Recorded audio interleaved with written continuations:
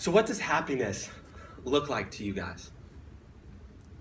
What is that one thing that is the key to your happiness? If you had it, you'd finally be happy and you'd finally be at peace with everything that's going on around you. Is it having a lot of money? Is it getting into a good college? Is it having a significant other? There's a number of different things that could be kind of going through your mind. Okay, now keep this in your minds as I go through the rest of the talk, because I think it's important to look back and understand kind of where we started before the talk. So what I'm going to do today is search and talk about three people and their search for happiness. What you'll notice about each one of these stories is that the key to happiness they started looking for is not the key to happiness they ultimately found. You'll probably recognize this first guy. Have you ever heard of Deion Sanders? Okay, if you haven't, Deion Sanders was a Dallas Cowboy for many years. He also played for a lot of other teams. He was somebody that was the best cornerback probably in NFL history. Guys, he wasn't just good, he was great. He was known as prime time. When he was auditioning for the NFL and the NFL Combine, where all players are kind of running the 40-yard dash, they're doing a vertical leap, they're doing a long jump, they're doing some shuttle drills. He said, no, I'm not going to do that. I'm just going to run the 40-yard dash, and I'm only going to run it once. And he ran it in 4.29 seconds. It's one of the fastest 40s to ever be run. And he was on the top of his career. He was constantly being looked at by different teams. He'd go on to be in the Hall of Fame. And what's interesting, though, is something that he realized when he won his first Super Bowl. Guys, he won a Super Bowl. That's a dream of every NFL player. That's something that they work for their entire life. That is a key to happiness that many NFL players have. But Deion Sanders was a unique case, I think, because he won the Super Bowl, and when everybody else went out to celebrate, when everybody else kind of went out to party, he said, I just don't feel good. I don't feel like this is what I was looking for. He talks about this in many different interviews, how he just went home, he went to bed. His wife asked him, why aren't you partying? He goes, honey, that's not what I was looking for. This isn't what I was trying to find. This wasn't a key to my happiness. So, by the world standards, he had everything, but yet he didn't find himself fulfilled or satisfied. So now hold on to that while I go to this next guy. I hope you would recognize the next person if I told you his name. His name is David Harsh. So if I were to answer that same question at the beginning, if I was in high school, I would have answered that question as, hey, my key to happiness is getting into the right college. That was something that I spent many nights thinking about, tossing and turning in my bed, thinking about what would happen if I didn't get into the right college. And my mind went in spirals and spirals and spirals into many of the bad things that I thought would happen if I didn't get in. Now, fortunately, I ultimately did get into the right college. But then what I started looking for were friends, success in the classroom, so that I would get a good job, right? And I was finding that in the spring semester of my freshman year. I was getting better grades than I had ever gotten in high school. I was being invited to more parties than I had ever been invited to. I was seeing some gains in the gym. I was starting to feel pretty good about myself. But I didn't. You see, in the midst of all of these parties, when I was surrounded by so many different people, I was lonely. When I was finding success in the classroom, I felt lost. And it was in the quietness of my dorm room that I realized there was more to life than what I was looking for in college. So let me fast track, and then we'll come back to a couple of these stories. But the final person I want to talk about is a story in the Bible. Jesus is talking to a crowd of people, sharing a story about a lost son. It's famously known as the story of the prodigal son. If you might have heard that, if you've been to different talks about the Bible. And what prodigal means is spending money or using resources freely and recklessly, excessively extravagant. The story is about a man and his two sons. So it starts off by this. There was a man who had two sons, and the younger of them said to his father, "Father, give me the share of my property that is coming to me." This was a huge insult. This was back in that day. That is the son telling his father, I wish you would just go on and die so that I could have my inheritance. I don't care about you, but I want my money, and I want what's coming to me.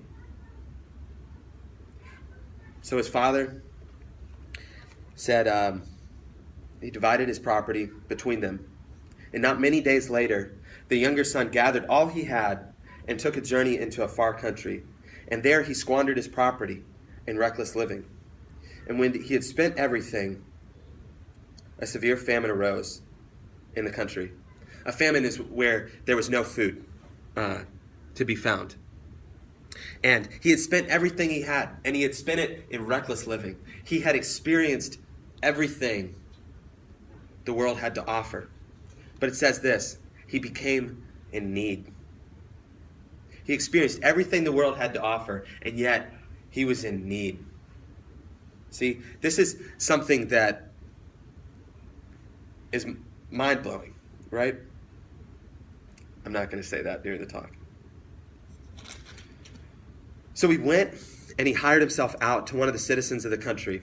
He got a job feeding pigs. And he was longing to be fed. He was in such a desperate condition that he was wishing that he could eat what the pigs had. This is a pretty grave state of mind. But then he came to his senses. And guys, this is the turning point of the story. And this is probably the best news you're going to hear all week. See how the father embraces his son, despite what his son had just done to him a few verses earlier in the story. So the son rose and came to his father. But while he was still a long way off, his father saw him and felt compassion and ran and embraced him and kissed him. This was so anti-cultural, guys, to see a patriarch, to see the head of the family run after his son. The son that was the entire village knew about it. The entire village knew about this younger son that had gone and squandered the money.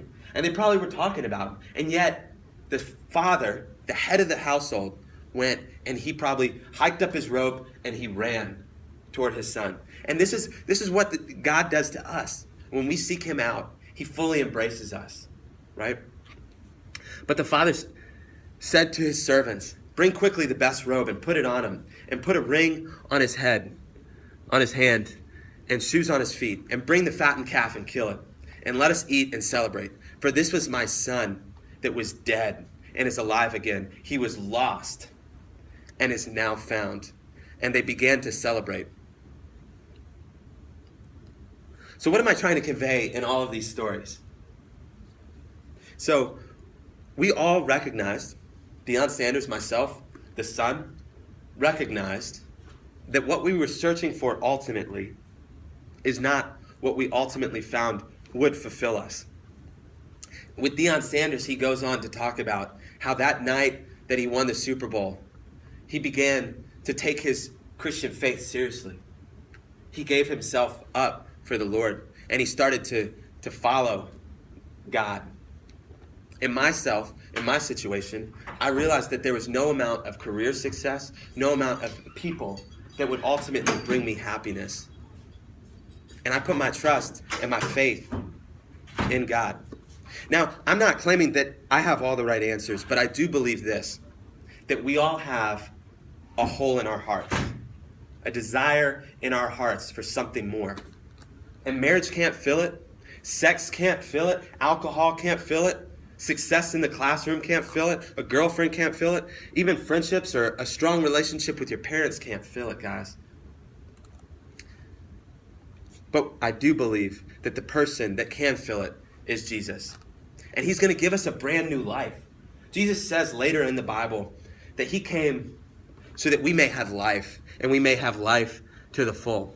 See, when you come to your senses, as the prodigal son did, as Deion Sanders did, as I did, and we seek God out, he celebrates with us. He rejoices because he knows you are finally at home where you belong. And this is what the story of the prodigal son is all about. So now what? What I want you to do is take a look at your own life. Go back to how you answered my first question. What is the key to happiness for you? What are you trying to do to fill this hole? One of my favorite authors has said, few of us get all of our wildest dreams fulfilled in life. And therefore it is easy to live in the illusion that if you were as successful, wealthy, popular, or beautiful as you wished, you'd finally be happy and at peace. But this just isn't so. I also believe that in each one of us today is a longing for God, a desire to change and be a new person. That's God speaking to each one of us, into our hearts. He's going to be the one that can fill that cosmic void in our hearts. So consider coming to Fall Weekend. We're going to dive into deeper conversations, and we're going to begin to search and examine this person of Jesus. We're going to see what does it look like for him to fill this void in our hearts. So I would really love for you all to come. It would mean a lot to me, especially if you signed up early, so that we can reserve a space for you. I'd love to talk to you all in greater detail about it. So thanks. Let me pray for the food.